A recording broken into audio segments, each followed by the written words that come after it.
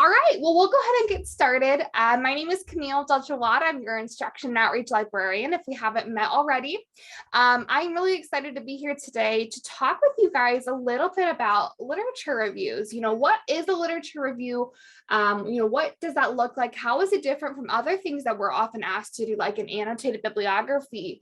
How can I structure it? How do I organize it? If literature reviews are difficult for you or they feel like this big mystical thing, I'm so glad that you're here today, because we're going to talk about how to really write an effective literature review and give you some examples and some resources to get help if you still need it. So we'll go ahead and get started with our slides here. Again, today we're going to be talking a little bit about, what is a literature review and how do I write one with, some really practical examples of this. We're also going to be talking about the difference between a literature review and an annotated bibliography. And I think a lot of students get these confused because they're very similar, and we'll kind of talk about the differences as well as the similarities for those. Then we'll talk a little bit about resources to get help, including the resources that we offer through the library. And then we'll have a time for questions as well at the end. All right, so what is a literature review and why do we assign them? I think a lot of students, especially when they first come to college, are really mystified by what even is this and why do I keep having to do these in my classes? So to kind of kick us off, to kind of give you, an overview of what is a literature review. It really is as simple as the name. It is a review of the literature, right? It is a review of what has been published or investigated about your topic already. So if you're a researcher or you're looking to write a paper on a topic, all the literature review is gathering sources and finding where all of the information is at about your topic. So before we kind of go a little bit further, we're going to do a little Zoom poll for you guys, and I'm going to launch this. But the question I have for you is, why do we write literature reviews? This is kind of a question I get a lot, right? What's the purpose? So if you want to go ahead and answer that Zoom poll that I just launched for us, you can select as many as you would like from there, but we have a few different options. Why are we doing these literature reviews? Why is it important? Why do I always get asked to do them in all of my classes? This is often, a thing that we get asked to do in both our undergraduate classes and our graduate classes. So whether you're, in any discipline or any level as an undergraduate or graduate, these are asked quite often, right? It looks like we have some answers here. Most of you said, to understand what scholars in the field have published on a topic. Absolutely. Your literature review is just the pre-work before you get into your research or into what you want to talk about in this paper that you're writing or this literature review. It is also to contextualize your research with other research on the same topic, right? We want to think about, okay, what has already been done and what can I add by contextualizing or synthesizing sources together. And then also a few of you wrote, because my instructor told you to, which is true, but also for the other reasons we've listed here, right? To understand what scholars in the field have published and to contextualize my own research or my own interest in this topic.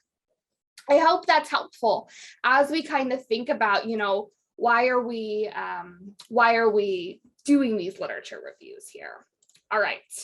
We'll continue on here. So how do I write a literature review? What am I supposed to do this? The very first thing you want to do, obviously, to do the literature review is survey the literature.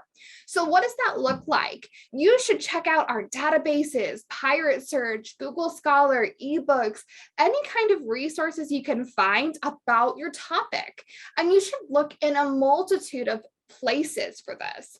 One thing that I love about our library databases using Pirate Search is, even though we don't have full text for every single article that we have in our database, Pirate Search often gives you abstracts or entries in Pirate Search for resources that we don't have available, but that do exist. So why do we want this? Why is this, important or beneficial for us?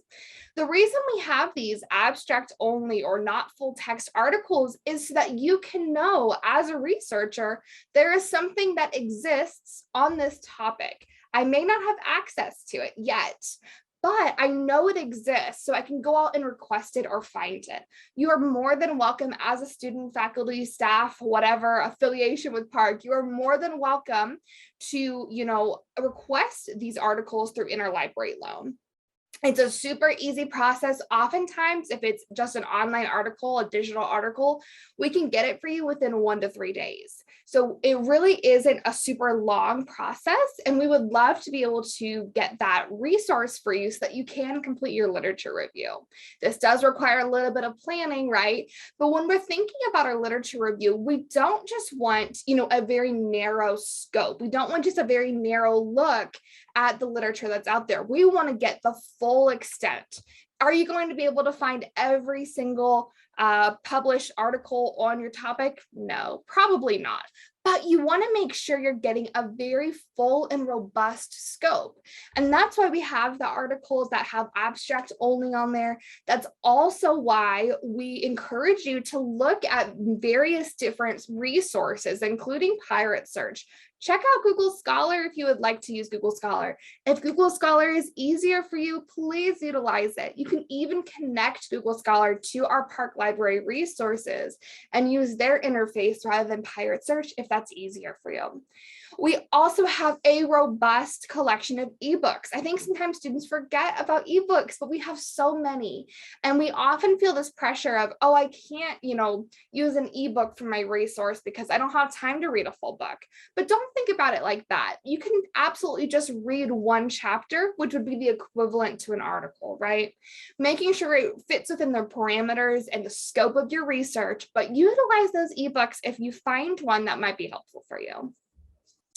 So after we've surveyed the literature, we pulled all of the resources, we found all of the literature that's out there about our topic that, we could reasonably assume that we could find. Will there be ones we miss? Absolutely. But we want to make sure we're doing our due diligence to really find the full scope of my topic. After we do that, you want to read and connect these pieces of literature. So, as you read each article or chapter or whatever you found, make notes about what you're reading, things you find interesting, things that challenge your point of view about your topic. And then once you have, really fully read all of the literature, seek those connections between the different articles about your topic, right? If you have several different articles or several different resources that kind of cover and have similar thematic or similar themes, you're going to want to draw those connections because that's exactly what your literature review is here for. We are using this literature review to find connections between all of the research on your topic. You'll also be able to find gaps by doing this. Once you've read through all of the literature, you'll be able to notice that there might be some areas where you still have questions or that are not explored fully in the current literature that's out there. Those gaps are really just as important as the current connections you can find, because those gaps allow for an opportunity for you to, as a researcher, to go in and find more knowledge and publish more knowledge, or at least point out those gaps and stay curious to want to explore that further. And then finally, the last step is to synthesize this into a coherent paper. I think the biggest thing that students get confused about is that your literature review is not just a bunch of citations saying, okay, I found, these 10 sources, so I'm good. Really, your literature review is an introduction or sometimes a standalone paper that asks you to really synthesize your sources, draw those connections, and explain why it's meaningful that these things exist. What are the main points of these articles?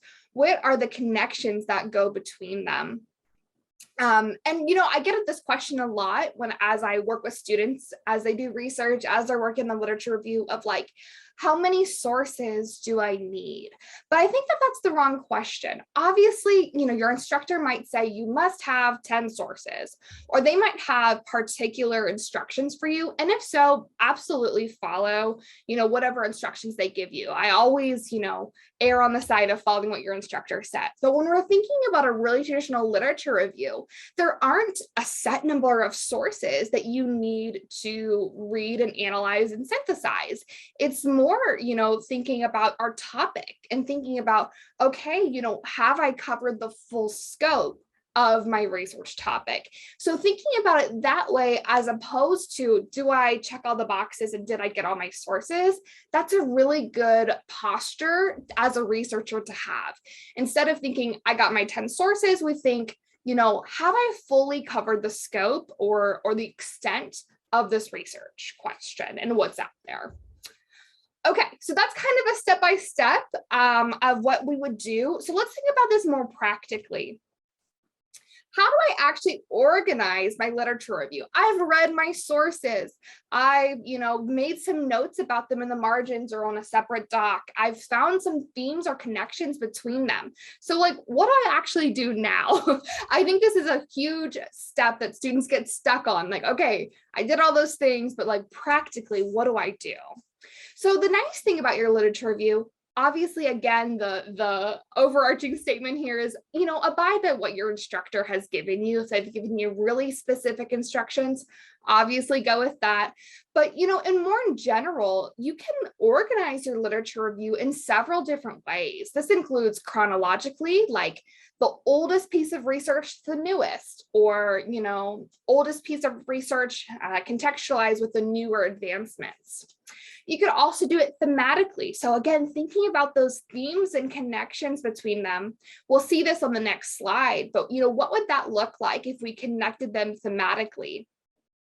Theoretically as well, if you are in the humanities and you have a lot of theory-based, you might explore different theories that are related to your research question. Again, there are more as well, and you can really learn more about these organizational styles on our library guide, which I'll show you guys here at the end. We have a lot more in depth about different ways you can organize it, but today we're going to kind of go through how to organize it thematically, because for me and my research, I think that this makes the most sense a lot of the time. So I hope that this will be a helpful launching pad for you as a beginning researcher or wherever you're at on your researcher journey, to really go through and think, okay, what are the themes and how can I connect those? So we'll see this here. I have given us an example today of our research question. So our research question is, how does social media affect teenagers' mental health? So if that's my research question, let's say that I did the literature review and I found all of these sources that are related to this topic. I'm going to give you guys a little disclaimer here. I didn't actually do this research. I'm kind of guessing here. So don't take this, take it with a grain of salt. I just want to model how we would do this for you here. So again, let's say I pulled all of the literature I could find. I'm so excited. I found all of these great sources. I laid them all out and I found these 3 themes that are really the main ideas from the literature I found. Okay. So the first theme was, how does social media affect teenagers' mental health? The first theme was increased feelings of anxiety overall. The second theme was a lack of connection in real life. And then the third theme was diminished self-worth and negative body image. So these are the 3 themes that I found from our literature. And you'll see here, I'm going to take these 3 themes and transfer them to an outline with the sources that I found. I would recommend that you, especially as you begin your researcher journey, make an outline for your literature review. This will really, really help you. Of course, as you write your literature review, you might go off your outline a little bit. You might, venture into something else or find connections you hadn't really thought about before, but your outline will help you at least get started and not feel that, tension of, I don't even know where to begin. So if we're looking at our outline here, again, this is just an example. I made all of this up. But if we think about our theme as each theme is a bullet point. So theme number 1, increased feelings of anxiety overall. I would then want to break that down. What specifically did my sources say about that theme. So I found one, there's a direct correlation between time spent online and increased anxiety. And I found that in one article written by Norrington and one article written by Campanella et al. And so if you see here, you guys, I listed the theme, I listed kind of that sub theme, and then I listed what, articles I was going to use to talk about these ideas, which articles specifically really had the most to say about this theme. And then I have a second sub theme, and that's anxiety of Gen Z teens overall has increased, which is correlated with the increase of social media usage, etc. And I wrote this article, great, in 2020. I'm very, multifaceted here. So you can see here, you really just break it down, not only by theme, but sub-theme, and then by article that you really want to point to within that sub-theme. And then you see, I model this again with theme number 2.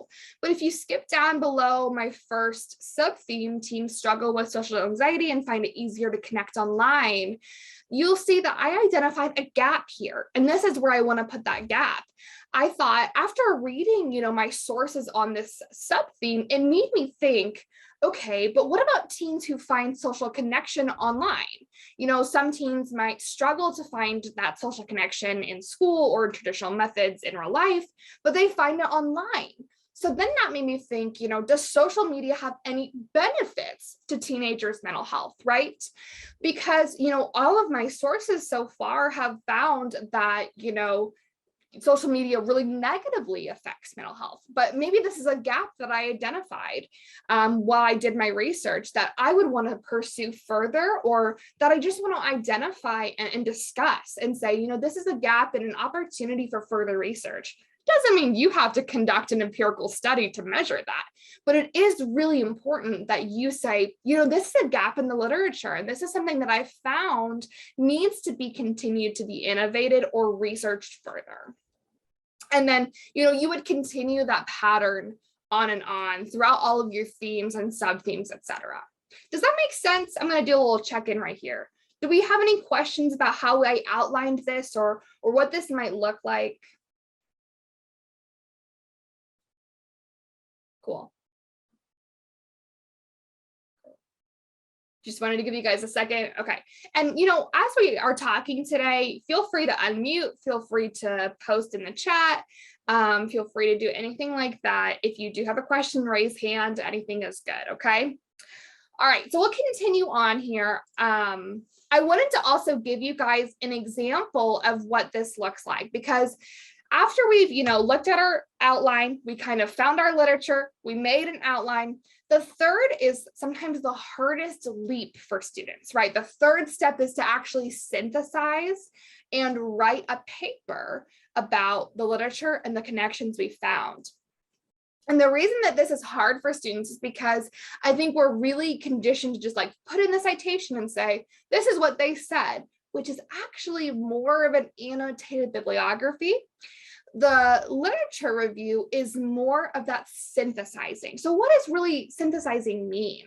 It really means that we're creating a coherent paper that I could read to be, to learn about what is the current state of research in this field or on this topic. And this is it, right? This is the review of literature. This is an example that we have found online, and the full paper of this is posted on our library guide, which again, I'm going to walk you through. So don't feel like you have to really quickly read it right now. Also, again, all of these slides and resources are available in that Google Drive folder. I'll post that again in the chat here in just a second. But, you can kind of see that this student is, citing these papers or these studies and kind of contextualizing them with other papers and studies to really draw conclusions. The most important thing for you to remember about the review of literature is you're not introducing your research or anything new that you have to say. You're not putting your own thoughts in. It's more just a review of what has already been published and what, the gaps are or what is still to be learned about this topic. Okay, we'll continue. So I kind of spoiled it a little bit earlier, but What's the difference between a literature review and an annotated bibliography? What's the differences and why are they separate things? What do those things look like? So what's the difference? Let's start with, what they both do. They both review the literature, even though it's kind of confusing with their names, literature review versus annotated bibliography. Both of them, you'll need to find your sources. You'll need to do a full search of, what kind of information is out there on my topic. They also both provide context for what research currently exists. And they're both common assignments for college, undergraduate, and graduate students, right? But that's kind of the scope of what they both do. Literature reviews, again, are standalone, coherent analysis essay. They are not just a citation and a brief note about it. The literature review should also include the full scope of the topic. Whereas an annotated bibliography kind of departs from this. It is a series of citations followed by a paragraph that analyzes that source. So there's a lot of different ways that you can do annotated bibliographies, and we're not going to get too in-depth on it because this isn't exactly what the workshop is about. But again, we have so many resources on our library guide about how to create an annotated bibliography and what those citations will look like and what those analysis of that citation will look like. But I think that in the name annotated bibliography, it really lends to you're going to add the citation and a small summary or analysis of it, whereas again that literature review is a coherent standalone component to an essay or a standalone essay in general. The thing about an annotated bibliography that also I think confuses students is that likely this will be used to inform your research project. So your annotated bibliography might be your first step in doing your research paper, right? Whereas the lit review is a little bit of a different purpose. All right. So here's an example, again, that same review of literature or literature review from that first slide next to this sample annotated bibliography entries, where again, we have, you can kind of see right here, the citation and then a paragraph about what that citation says, main points, as well as an analysis. So you can really see visually the difference between these two. All right, so what kind of resources do we have? What kind of resources exist to help you? We want to support you at Park no matter what. So we really have a lot of resources. The first is our Academic Success Center. We talked a lot about this last time when we talked about our citations and plagiarism. However, this is such an underutilized resource, everyone. The Academic Success Center has writing tutors that can help you in your literature review and your annotated bibliography. I think one of the hardest things for students with that literature review is the synthesis part. How do I connect those ideas? How do I find themes that connect within the research? The Academic Success Center absolutely can help you with that. They can have a writing tutor sit down with you. They can really help illuminate some of these things if you need that one-on-one individual help that you're looking for. The Academic Success Center is awesome. They have online scheduling appointments, so feel free to utilize those as needed.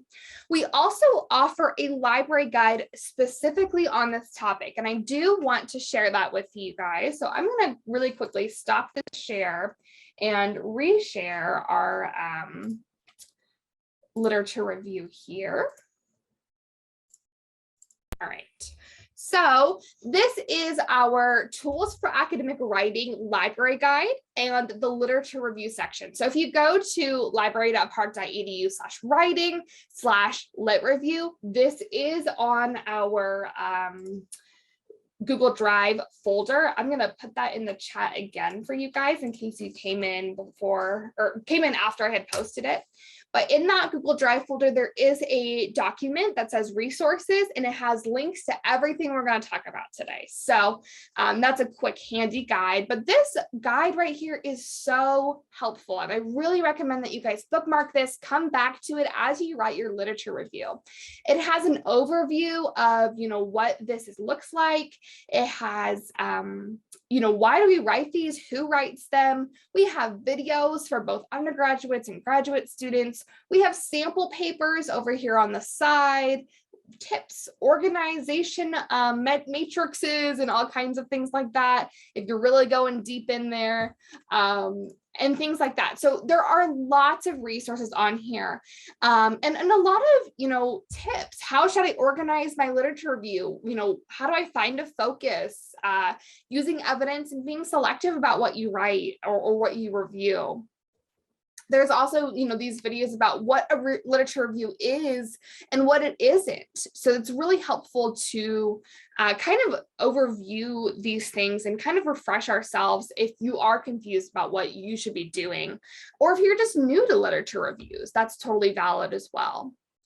The other thing I want to show you, if we scroll back up here and we go to the academic writing tab and kind of hover over it and go down, you can see we're on the literature review page right now, but we also have one on the annotated bibliography. Again, this is library.park.edu/writing/annotated bib. And again, same sort of deal. We have examples over here, elements, videos, different ways to do it in MLA, Chicago, APA, all of that good stuff. And, how do I even write annotations? What are the different kinds of annotations, etc.? If you guys are interested in having a full How-To Tuesday on writing annotated bibliographies, let me know, and I can absolutely put that together and feature that for you as well. We could do another one of these and really focus on the annotated bibliography. But again, this is a great place to start, especially if you're confused still about what are the differences between them. We also, have just great resources on this guide as a whole, including writing in your discipline, feedback, individual help, things like that. The other thing I want to show you guys really quick is our Academic Success Center's tutoring page. They have a really wonderful online booking system. And this can be found on, park.edu's website and their tutoring services. But if you go down here to where it has writing, you can book an appointment with them. For those of you that are distance students, they have completely Zoom appointments. Or if you are a Parkville student, you are more than welcome to make an in-person appointment as well. And that's kind of an overview of that support. All right, so I do just want to kind of circle back to what questions do you guys have for us? That's all the content we have for this How-To Tuesday today, but I do want to see, what questions do you have? What can I answer for you? What can I clear up? Etc. So feel free to, raise your hand, unmute, turn your video on, put it in the chat. It's totally up to you. But I would love to answer any questions that you have. Hi, Camille. I actually do have a question. You mentioned about abstracts, and that it does show that that there's stuff out there, but maybe Park doesn't have the full article. Yeah. Is it allowed to use or to cite an abstract, or do you have to have the full article to get it official?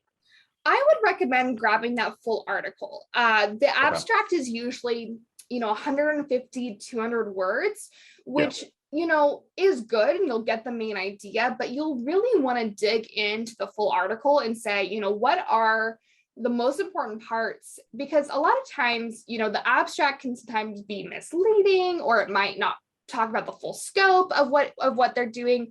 And if they have empirical research, you might want to grab some of that research and say directly, this is really important because of X, Y, and Z.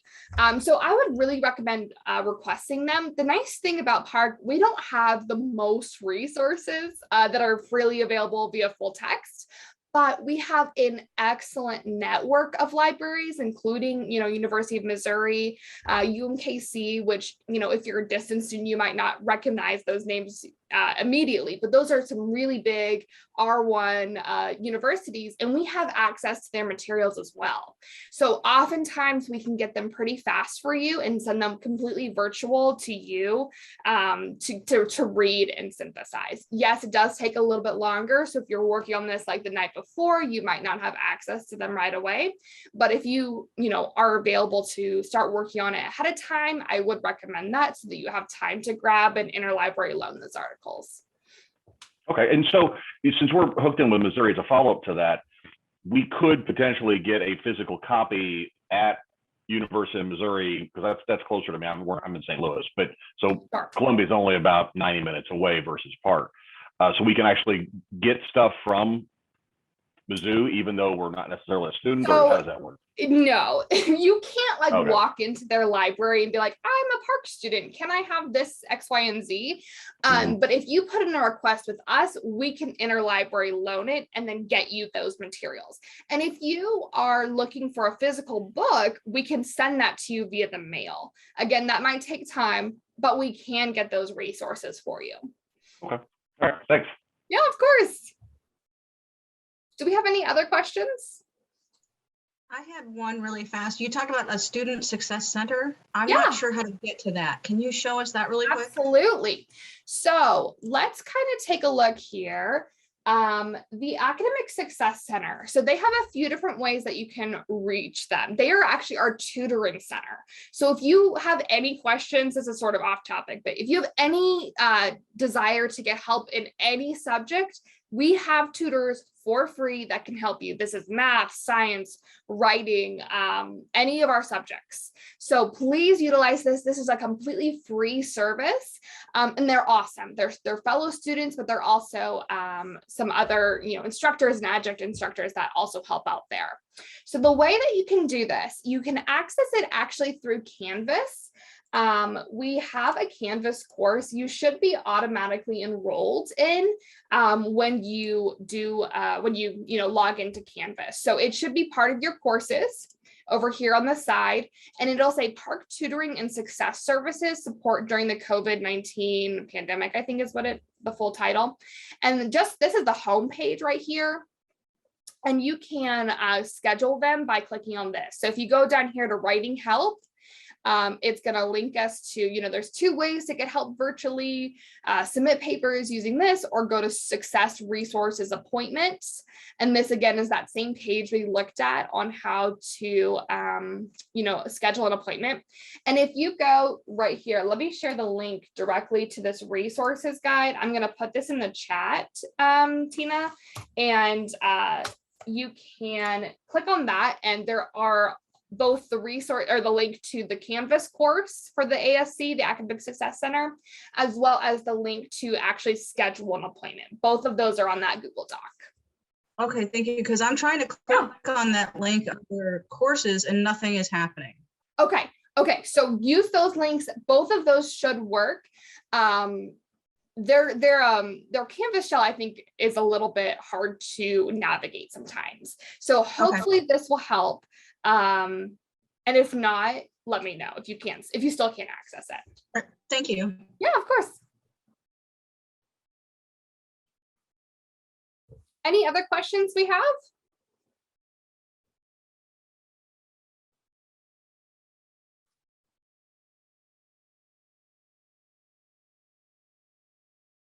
Awesome. Let me just give you guys a few more seconds if anyone wants to pop on with their microphone or video or whatever. I don't want to cut us off too quickly if you do have a lingering question here. But let me talk a little bit, and feel free to interrupt me if you do have a question. But thank you so much, first of all, for attending our How To Tuesday virtual workshop. I hope that this was helpful for you as you think about what a literature review might look like, and as you are assigned literature reviews or annotated bibliographies, to kind of understand why we do them, and what they can do for you. We actually host these How-To Tuesdays every month. So if you are interested in learning more, we have 2 more coming up this semester in both March and April. In March, we're going to be talking about business databases. So if you are a business major, you do not want to miss this one. I'm going to teach you all about how to use our business specific databases, including ABI Inform, MarketLine, and all of those. And then in April, we're going to be talking about misinformation and how to make sure you're finding quality sources as you're doing your research. You can schedule, or you can sign up for all of these on our library website. If you just go to library.park.edu here. Upcoming events is right here on this left-hand side, and you'll see the little calendar, and then you can scroll through the different months. These are already available for you to begin registration. So if you're interested, go ahead and register, even if you can't make it, because we will be sending out the recording afterward. Which, speaking of that, all of this has been recorded and you can go back and review it later, as well as, the resources that are available, including that resources, Google Doc, and the slides from today. Those will all be sent out along with the recording tomorrow afternoon via the email you used to register for this. So you will get all of that tomorrow. I promise. You can have full access to that as long as you need to go back and review. Or rewatch this recording as you need. And if you guys have any further questions, let me pull up our last slide here. Please do not hesitate to contact me. I would love to work with you personally. If you do have lingering questions about literature reviews, or just even more basic, doing research or finding those sources on Pirate Search or any of our databases, it would be a pleasure for me to work with you. And you can schedule an appointment with me online, and we can Zoom, or you can come into the Norrington Center if you're here on campus. Either one is great. You can schedule that online anytime at that link on the slide, and I would love to work with you further. But okay, I'm gonna see, is there any other questions before we sign off for tonight? All right, it doesn't look like anyone's hand is raised, but if you guys do think of any other questions, feel free to call or email me, schedule an appointment. It would be my pleasure to work with you further. Thank you all so much for attending our How-To Tuesday workshop, and I hope you all have a wonderful rest of your day. Bye-bye. Thank you. Yeah. Bye.